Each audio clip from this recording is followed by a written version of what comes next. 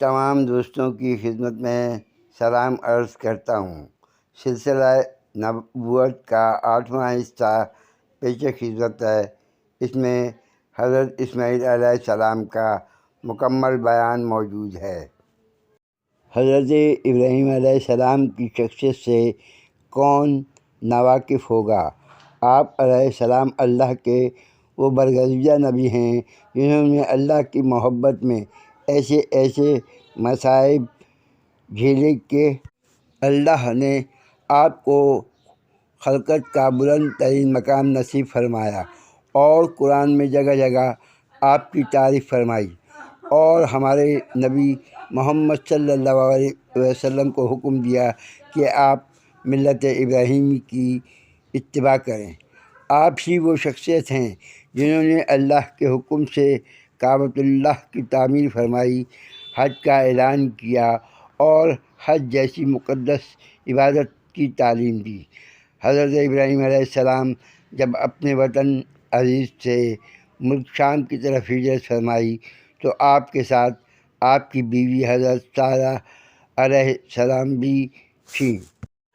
جب آپ نے درمیانی منزل مصر میں قیام فرمایا تو وہاں کے بادشاہ نے حضرت سارہ علیہ السلام پر بدنیتی سے دست درازی کی جس کی وجہ سے اللہ تعالیٰ نے اس کے ہاتھ چھل کر دیے۔ حضرت سارہ کی یہ کرامت دیکھ کے بادشاہ متاثر ہوا اور ہاجرہ نامی ایک باندی حضرت سارہ کی خدمت میں پیش کیا، اور حضرت سارہ نے اس باندی کو اپنے شوہر حضرت ابراہیم علیہ السلام کو حبہ کر دیا۔ حضرت ابراہیم علیہ السلام نے اس کو اپنے نکاح میں لے لیا، پھر ملک شام میں جا کے سکونت اختیار فرمائی، مگر ایک طویل مدت تک آپ کو یہاں کوئی اولاد نہیں ہوئی، یہاں تک کہ آپ کی عمر 86 سال کی ہو گئی تو آپ نے اللہ سے اولاد کے لیے دعا فرمائی کہ اے اللہ میرے رب، مجھے صالحین میں سے ایک صالح بیٹا عطا فرما۔ پھر کیا ہوا؟ اللہ نے آپ کو ایک بردبار بیٹے کی بشارت دی۔ جب اللہ نے آپ کی دعا قبول فرمائی تو آپ کے گھر حضرت ہاجرہ کے وطن سے ایک حسین و جمیل بچہ تولد ہوا جس کا نام اسماعیل رکھا گیا۔ اس کے بعد اللہ نے آپ کو بعض مصلحتوں کی وجہ سے حکم دیا کہ آپ اپنی بیوی اور بیٹے دونوں کو مکہ کے بے آب و گیاہ وادی میں چھوڑ آئیں، اور حضرت ابراہیم علیہ السلام نے اللہ کے اس حکم کی تعمیل کی۔ جب حضرت اسماعیل علیہ السلام کی ماں حضرت ہاجرہ کے ساتھ مکے میں زندگی بسر کر رہے تھے تو بڑھتے بڑھتے اس قابل ہو گئے کہ کچھ کام کر سکیں، تو حضرت ابراہیم علیہ السلام کو ملک شام میں ایک خواب نظر آیا۔ وہ یہ کہ خواب میں کوئی کہنے والا کہہ رہا ہے کہ ابراہیم، اپنی نذر کو پورا کرو، دیکھو اللہ تم کو حکم دیتا ہے کہ تم اپنے بیٹے کو ذبح کرو۔ اور یہ خواب ذی الحجہ کی 8 تاریخ کو دیکھا۔ جب صبح ہوئی تو سوچنے لگے یہ کیا خواب ہے، اور یہ اللہ کی جانب سے ہے یا شیطان کی طرف سے۔ اسی لیے 8 ذی الحجہ کو یوم ترویہ یعنی تفکر و تدبر کا دن کہا جاتا ہے۔ پھر جب 9ویں ذی الحجہ کی رات ہوئی تو پھر وہی خواب نظر آیا۔ پھر جب صبح ہوئی تو آپ نے سمجھ لیا یہ خواب اللہ ہی کی جانب سے ہے، اس لیے 9ویں ذی الحجہ کو یوم عرفہ یعنی پہچاننے والا دن کہا جاتا ہے۔ پھر 10 ذی الحجہ کی رات کو میں بھی یہی خواب دیکھا اور یہ ارادہ کر لیا کہ اپنے لخت جگر کو اللہ کے راستے میں قربان کر ہی دوں گا، اس لیے 10 ذی الحجہ کو یوم النحر یعنی قربانی کا دن کہا جاتا ہے۔ مگر اس سے قبل کہ آپ اس حکم کی تعمیل کرتے، آپ نے حضرت اسماعیل علیہ السلام سے مشورہ کیا اور اس سلسلے میں ان کی رائے دریافت کی۔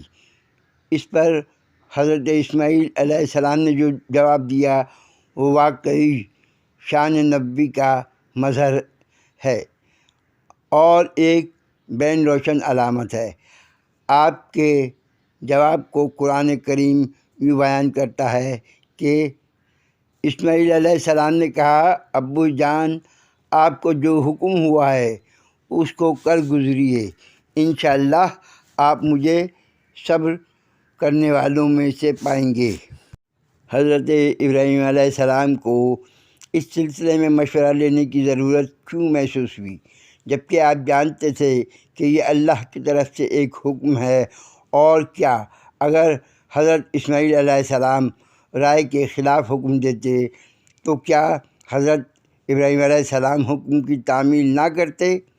اس سوال کا جواب یہ ہے کہ حضرت ابراہیم علیہ السلام کا صاحبزادہ سے مشورہ اس لیے تھا کہ نعوذ باللہ حضرت اسماعیل علیہ السلام کے مشورے پر عمل کیا جائے، خواہ وہ مشورہ موافقت میں ہو یا مخالفت میں، بلکہ یہ بطور امتحان تھا کہ حضرت اسماعیل علیہ السلام کے ایمانی جذبے اور تعلق مع اللہ کا امتحان لینا چاہتے تھے اور یہ دیکھنا چاہتے تھے کہ اس سلسلے میں کیا رائے ظاہر کرتے ہیں۔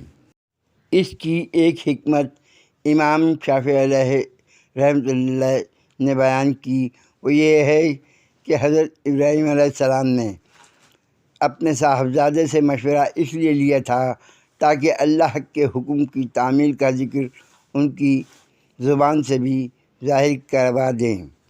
دوسری بات یہ قابل غور ہے کہ حضرت ابراہیم علیہ السلام نے حضرت اسماعیل علیہ السلام کو یہ نہیں بتلایا کہ مجھے اللہ کا حکم ہے میں تمہیں ذبح کروں، بلکہ صرف خواب کے حوالے سے بتایا کہ میں نے دیکھا کہ میں تمہیں ذبح کر رہا ہوں۔ اس میں بظاہر یہ حکمت معلوم ہوتی ہے کہ اللہ کی طرف سے منسوب کر کے پیش فرمانے کی صورت میں خدا نخواستہ اگر حضرت اسماعیل علیہ السلام اس میں کچھ پس و پیش کرتے تو حکم خداوندی میں صریح اعتراض و گردانیں لازمیں آتی، لہذا آپ نے اس کو حکم میں خداوندی میں پیش نہیں کیا بلکہ اپنے ایک خواب کی حیثیت سے پیش کیا۔ حضرت اسماعیل علیہ السلام کی بصیرت و فراست کا اندازہ لگائیے کہ حضرت ابراہیم علیہ السلام کو خواب کو سن کر فرمایا، آپ کو جس کا حکم ہوا ہے وہ کر گزریے۔ حالانکہ حضرت ابراہیم علیہ السلام نے حکم ہونے کا کوئی ذکر نہیں فرمایا تھا۔ اس کی وجہ یہ تھی کیونکہ حضرت اسماعیل علیہ السلام نے خاندان نبوت میں تربیت پائی تھی، اس لیے آپ نے سمجھ لیا کہ نبی کا خواب بھی وہی ہوتا ہے، اس لیے خواب کو حکم سے تعبیر فرمایا۔ اس سے یہ بھی معلوم ہوا کہ نبی پر جس طرح بیداری میں وحی نازل ہوتی ہے اسی طرح حالت نوم میں بھی نازل ہوتی ہے، کیونکہ نبی کا لقب سوتے وقت بھی بیدار اور متوجہ اللہ ہوتا ہے۔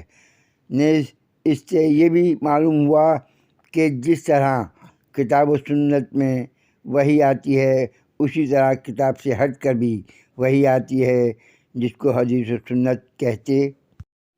جب حضرت اسماعیل علیہ السلام نے والد کی بات سن کر یہ فرمایا کہ آپ کو جو حکم دیا گیا ہے اس پر عمل کیجیے، تو اس کے بعد یہ بھی فرمایا کہ مجھے آپ انشاءاللہ صبر کرنے والوں میں سے پائیں گے۔ یہ اس لیے کہا تھا کہ والد محترم کو یقین ہو جائے کہ میں آپ کا بھرپور تعاون کروں گا اور کوئی مزاحمت نہیں کروں گا۔ پھر اس میں انشاءاللہ پڑھ کر اپنے نفس پر اعتماد نہ کر کے مشیت الہی پر اعتماد ظاہر کیا۔ اس سے یہ بھی معلوم ہوتا ہے کہ انسان کو اپنے نفس پر بھروسہ نہیں کرنا چاہیے، بلکہ ہر دینی و دنیاوی معاملے میں صرف اللہ پر بھروسہ کرنا چاہیے۔ حضرت اسماعیل علیہ السلام کے اس جواب میں ایک اور بڑی بات قابل غور ہے، وہ یہ کہ آپ نے نہیں فرمایا کہ آپ مجھے صبر کرنے والا پائیں گے، بلکہ یوں فرمایا آپ مجھے صبر کرنے والوں میں سے پائیں گے۔ اس میں اس جانب اشارہ ہے کہ میں اکیلا ہی صبر کرنے والا نہیں ہوں، بلکہ صبر کرنے والے تو بہت ہیں، ان میں سے میں بھی ایک ہوں۔ دراصل آپ کی غائیت و تواضع کی بات ہے۔ حضرت اسماعیل علیہ السلام نے جس وقت یہ جواب دیا اس وقت آپ کی عمر صرف 13 سال تھی۔ اللہ اکبر! اس چھوٹی سی عمر میں حضرت اسماعیل علیہ السلام کا ایسا جواب دینا آپ کی سلامتی طبع کی بین دلیل ہے۔ ہمیں اس جواب سے عبرت حاصل کرنا چاہیے کہ اگر اللہ کا حکم ہمارے سامنے آئے تو ہم کس طرح اسی طرح رضا و خوشنودی حاصل کرنے کے لیے اسی طرح کی قربانی پیش کرتے ہیں۔ جانوروں کی قربانی تو ہم بھی کرتے ہیں، مگر جب تک اس کے اندر یہ جذبہ کار فرما نہ ہو وہ حقیقی معنی میں قربانی کہاں۔ غرض یہ کہ جس طرح حضرت ابراہیم علیہ السلام اللہ کی محبت کا حق ادا کرنے کی کوشش کی، اسی طرح ہم کو بھی چاہیے کہ ہم بھی اس خالق حقیقی کی محبت میں ہمہ وقت اس کے احکام کی اطاعت کے لیے تیار رہیں۔ جب حضرت ابراہیم علیہ السلام کا انتقال ہو گیا تو حضرت اسماعیل علیہ السلام ہر سال مکہ شریف سے ملک شام میں حضرت ابراہیم علیہ السلام کی قبر کی زیارت کرنے جاتے تھے۔ وہاں سے حضرت اسحاق علیہ السلام اور دوسرے بھائیوں سے مل کر واپس مکہ آ جاتے تھے۔ حضرت اسماعیل علیہ السلام کی بیوی مکہ کے شریف لوگوں میں سے تھی، ان کے 12 بچے تھے۔ ایک روز حضرت اسماعیل علیہ السلام کو حکم ہوا کہ مغرب کی طرف جاؤ، وہاں بت پرستی عام ہے، ان کو رب العزت کے دین حق کی طرف بلاؤ۔ حضرت اسماعیل علیہ السلام مغرب کی طرف گئے، 50 سال تک تبلیغ کی تو وہاں کے تمام بت پرست دین الہی میں داخل ہو گئے۔ رب العزت کی طرف سے حضرت اسماعیل علیہ السلام کو صادق الوعد کا لقب ملا، کیونکہ ایک دفعہ حضرت اسماعیل علیہ السلام نے ایک شخص سے وعدہ کیا کہ جب تک تم نہیں آؤ گے میں تمہارا انتظار یہاں پر ہی کروں گا۔ وہ شخص 1 سال کے بعد واپس وہاں آیا تو یہ دیکھ کے حیران رہ گیا کہ حضرت اسماعیل علیہ السلام اپنی جگہ پر وعدے کے مطابق موجود ہیں، جس کی وجہ سے رب العزت نے حضرت اسماعیل علیہ السلام کو صادق الوعد کا لقب دیا۔ حضرت اسماعیل علیہ السلام کی عمر 130 سال تھی۔ حضرت اسماعیل علیہ السلام نے اپنے آخری ایام مکے میں رہ کے گزارے۔ بعض راوی لکھتے ہیں کہ حضرت اسماعیل علیہ السلام مکے سے ملک شام گئے، حضرت اسحاق علیہ السلام سے ملے جن کے 2 بیٹے تھے، یعقوب علیہ السلام اور حضرت عیس۔ حضرت اسماعیل علیہ السلام کی ایک بیٹی تھی جس کا نام تسمیہ تھا۔ حضرت اسماعیل علیہ السلام نے اپنی بیٹی کا نکاح حضرت عیس سے کیا۔ اس کے بعد حضرت اسحاق علیہ السلام کو نصیحت کی جو کہ آنکھوں کی بینائی کھو چکے تھے، اور پھر مکہ لوٹ کے چلے گئے، جس کے 1 سال بعد حضرت اسماعیل علیہ السلام کا انتقال ہوا۔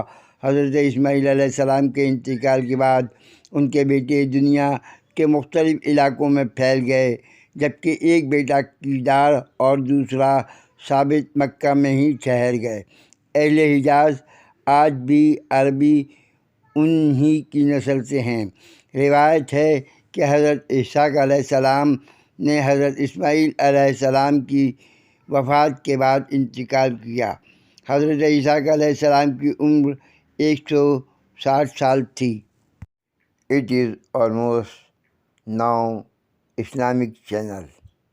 Kindly subscribe, like, share my channel Latifa Khan.